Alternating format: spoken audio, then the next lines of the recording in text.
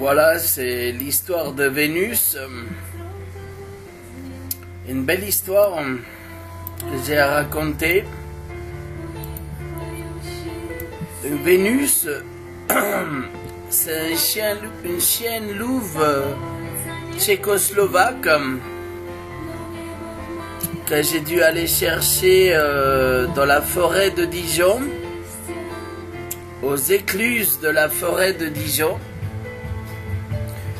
Et donc moi, j'ai une voiturette sans permis, donc je devais faire 3h30 de route de Brest jusqu'à l'ouest de Dijon, dans la forêt qui est un vrai labyrinthe parce que le GPS ne fonctionne pas dans la forêt. Puisqu'on est complètement paumé, il m'est arrivé des aventures. D'abord, j'ai trouvé un enfant perdu dans la forêt. Et de là, j'ai demandé qu'est-ce qu'il faisait tout seul. Un petit enfant de 10 ans perdu dans la nuit. Et il me disait qu'il avait plus de batterie de téléphone mobile. J'ai dit ouais, mais bon, t'aurais dû prendre une lampe de poche pour avertir les voitures. Et il m'a dit est-ce que tu peux me ramener dans mon village chez mon papa, il doit se faire du souci. J'ai raté mon bus et j'ai plus de téléphone mobile dans ma batterie. Et j'ai dit, monte dans la voiturette, je te ramène chez ton papa. Puis en route, on fait quand même un petit moment de la route, quoi. Et puis, je rencontre la voiture de son papa. Donc je klaxonne, il dit, c'est mon papa, c'est mon papa. Je klaxonne avec la voiturette, puis il s'arrête. Puis là, tout de suite, le fils court dans les bras de son papa et puis c'est bien terminé. Et moi je devais aller chercher la chienne louve, la chérie Vénus des écluses de Dijon.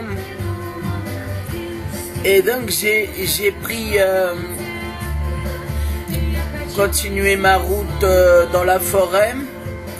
Là, j'étais complètement perdu et je me suis arrêté sur le bord de la route en forêt, puis de Dijon. Elle est énorme, hein, cette forêt. J'étais perdu, mais perdu. Et mon GPS fonctionnait pour rentrer à la maison, mais pas pour aller aux écluses, comme par hasard. Et des écluses, il y en a plusieurs dans la forêt de Dijon. Et là, tout à coup, un cerf géant sort de la forêt, il me regarde les yeux dans mes phares, il se met à me parler dans ma tête, le cerf. Grand comme un cheval, un cerf géant qui me dit « Je suis le prince de la forêt de Dijon, qu'est-ce que je peux faire pour t'aider ?» Et j'ai dit au cerf, je suis perdu, je dois aller aux écluses de la forêt de Dijon pour retrouver ma chienne louve tchécoslovaque, la Vénus. Et pour l'acheter 1200 €, une belle chienne. Le cerf, il répond, je vais te mener à bon port. Et après, il repénètre direct dans la forêt, quoi. Il parle dans ma tête. Il me dit, reprends ta route, moi je vais te mener où tu veux aller. Je dis, ok. C'est une histoire vraie, hein. Je reprends la route, 15 minutes après, j'arrive aux écluses. Et donc, il y a une maison qui faisait une reproduction de chiennes tchécoslovaques, une famille. C'était la dernière qu'ils n'arrivaient pas à vendre, la petite Vénusia. Et eux, ils étaient gardiens de l'écluse, donc ils ouvraient tous les jours l'écluse, ils faisaient passer les bateaux, les petits bateaux. Après cela, bon, j'ai rencontré ma Vénusia.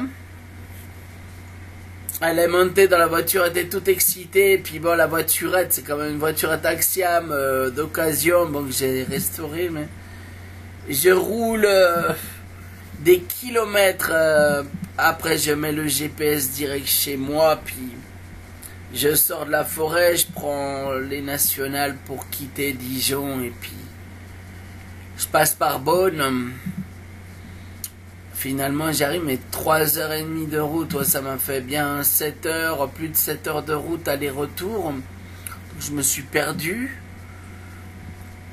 La petite chérie, elle dormait, puis on écoutait donc, justement la chanson que je vous ai fait écouter, là, de Fleur, une chanteuse russe que on a écouté toutes ces chansons pendant le voyage, on était vraiment super.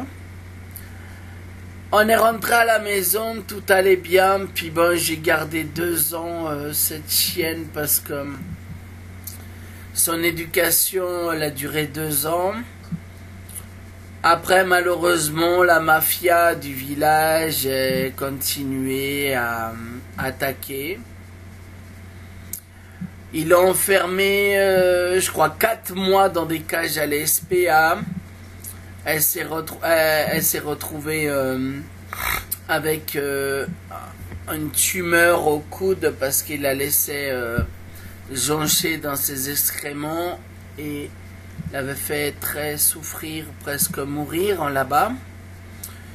Et moi, je lui ai percé l'abcès et donc j'ai purgé, j'ai percé 3 fois, j'ai tout nettoyé. Avec du clou de girofle, d'huile essentielle et puis de la... Qu'est-ce que j'utilisais? De la cannelle ou et de l'argile verte ou des choses comme ça, naturelles quoi. Après le maire, bon, il m'a fait enfermer de nouveau à Dracy-le-Fort dans des cages. C'était vraiment difficile. Ouais, mais c'était un tueur le gars quoi, c'est une mafia de criminels, racéneuse.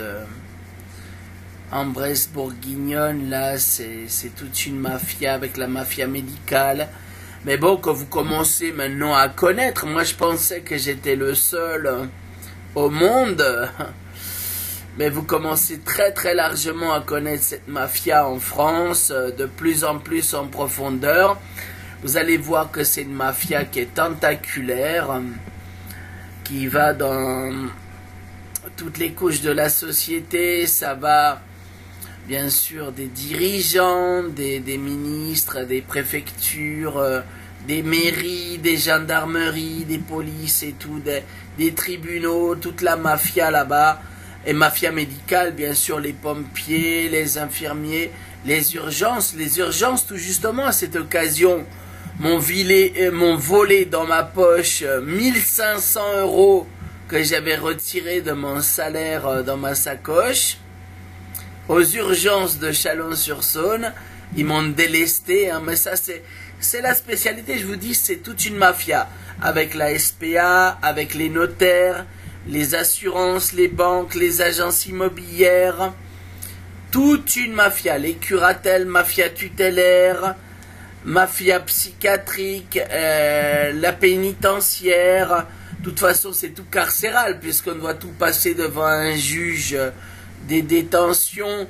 Le juge des détentions sera bientôt appliqué aux personnes âgées dans les EHPAD EMS, également aussi appliqué dans les pour les personnes en confinement de virus imaginaires là et compagnie. Donc en fait après cela ils ont fermé ma chienne pendant 4 mois supplémentaires, m'ont refusé à la récupérer. Ils ont tué 2 chiots de Doberman chocolat là-bas à la SPA de Châtenois-le-Royal en Bresse là-bas en Chalon-sur-Saône. Et après J'imagine avoir aperçu ma chienne chez un voisin, copain du maire, mais bon, j'ai pas plus d'éléments. J'ai pas plus d'éléments. Est-ce qu'elle est morte? Est-ce qu'elle est vivante? De toute façon, avec cette mafia, faut comprendre que ça finit toujours très mal. Ça finit avec des morts, des gens morts. Ils tuent des gens, des accidents de chasse, ils suicident les gens, ils leur tapent derrière la tête, ils les assomment, ils les tapent derrière, ils les violent, les femmes, et puis après ils les tapent dans la tête pour faire ils déclenchent des AVC qui sont largement couverts par la mafia médicale, parce que les médecins légistes, ils font le certificat que le maire dit de faire le certificat. Même si c'est un maire de 50 habitants à la Racineuse. C'est un 310. Hein, à la Racineuse. Donc c'est toute une mafia criminelle. C'était les gendarmes de Saint-Germain-du-Bois qui dictaient mot pour mot aux médecins généralistes pourris de ces villages-là, mervans idiots, parce que je dis, on les appelle les mervandiaux, mais c'est des mervans idiots. Ces équipes là-bas, les gendarmes avec un QI de poule, un cerveau de mouche, ils dictaient passe du coq à l'âne, se prend pour une chèvre, se prend pour un coq, se prend pour un loup, ou nous fait passer chèvre. Et ça, c'était le certificat médical pour m'enfermer 2 ans en carcéral avec un juge de détention dans des psychiatries sordides de Sevray là-bas, qui sont des vrais camps de concentration, des camps FEMA, pour faire taire les gens, bousiller le cerveau, bousiller la santé. Là-bas, tu deviens aveugle, tu pisses dans ton lit, tu dors avec des morts, tu vois des fantômes partout, ils te bousillent, te détruisent le cerveau, ils te pissent ta vie, ils te chient ta vie, ils te fument. Là-bas, c'est pire que la prison. La prison à côté, c'est déjà chaud, mais là-bas, c'est pire.